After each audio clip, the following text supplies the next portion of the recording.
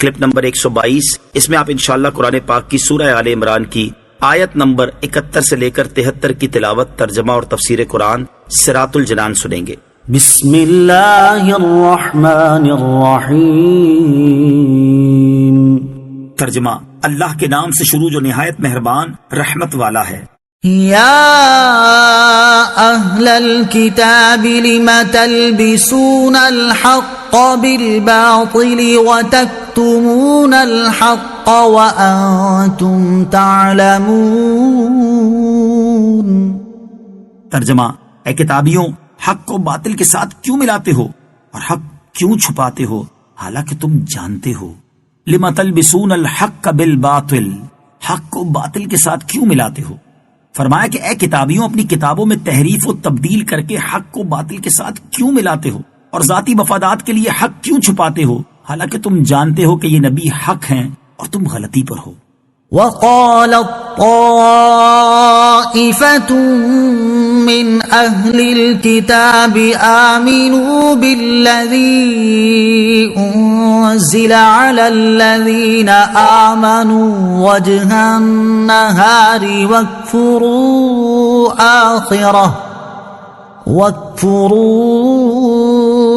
آخره لعلهم يرجعون۔ ترجمہ: اور کتابیوں کے ایک گروہ نے کہا جو ایمان والوں پر نازل ہوا ہے صبح کو اس پر ایمان لاؤ اور شام کو انکار کر دو، ہو سکتا ہے کہ اس طرح مسلمان بھی اسلام سے پھر جائیں۔ وقالت طائفة من اہل الکتاب، اور کتابیوں کے ایک گروہ نے کہا، یہودی اسلام کی مخالفت میں رات دن نئی نئی سازشیں کیا کرتے تھے۔ خیبر کے 12 یہودی علماء نے آپس میں مشورہ کر کے یہ سازش تیار کی کہ ان کی ایک جماعت صبح کے وقت اسلام لے آئے اور شام کو مرتد ہو جائے، اور لوگوں سے کہے کہ ہم نے اپنی کتابوں میں جو دیکھا تو ثابت ہوا کہ محمد مصطفیٰ صلی اللہ تعالی علیہ وسلم وہ نبی نہیں ہیں جن کی ہماری کتابوں میں خبر ہے، تاکہ اس حرکت سے مسلمانوں کو اپنے دین میں شبہ پیدا ہو جائے اور یہ اپنے دین سے پھر جائیں۔ لیکن اللہ تعالیٰ نے یہ آیت نازل فرما کر ان کا یہ راز فاش کر دیا اور ان کا یہ مکر نہ چل سکا اور مسلمان پہلے سے خبردار ہو گئے۔ اس بات سے باخبر رہنا چاہیے کہ کافروں کی طرف سے سازشوں کا سلسلہ ہمیشہ جاری رہے گا۔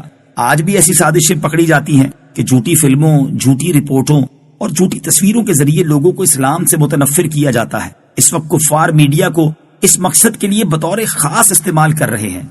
وَلَا تُؤْمِنُوا إِلَّا لِمَن تَبِعَ دِينَكُمْ قُلْ إِنَّ الْهُدَى هُدَى اللَّهِ أَن يُؤْتَىٰ أَحَدٌ مِثْلَ مَا أُوتِيتُمْ أَوْ يُحَاجُّوكُمْ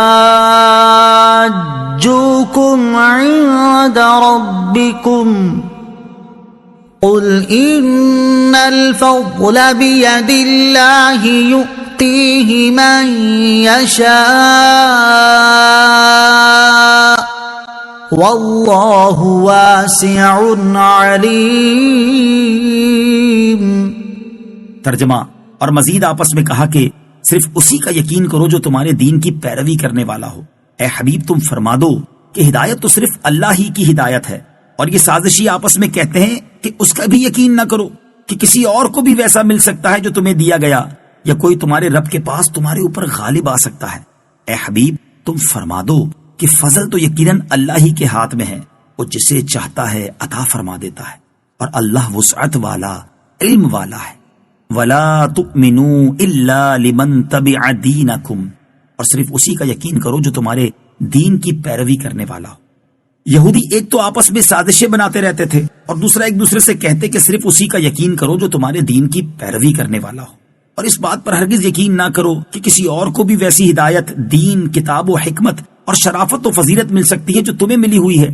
یہودیوں کے کہنے کا مقصد یہ تھا کہ نبوت صرف بنی اسرائیل کو ملی ہے، ان کے سوا کسی اور قبیلے کو نہیں ملی، اور چونکہ نبی کریم علیہ الصلوۃ والسلام بنی اسرائیل سے نہیں بلکہ بنی اسماعیل سے ہیں، لہٰذا یہ نبی نہیں ہے۔ یہودی اس بہانے سے لوگوں کو اسلام سے روکتے تھے۔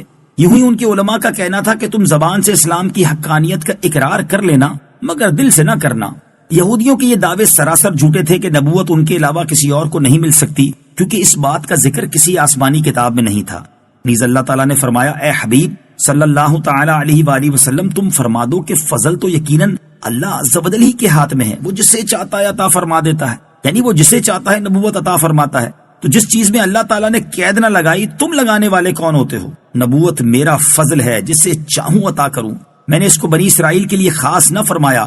اس آیت سے یہ بھی معلوم ہوا کہ نبوت اعمال سے نہیں ملتی، یہ محض اللہ عز و جل کا فضل ہے۔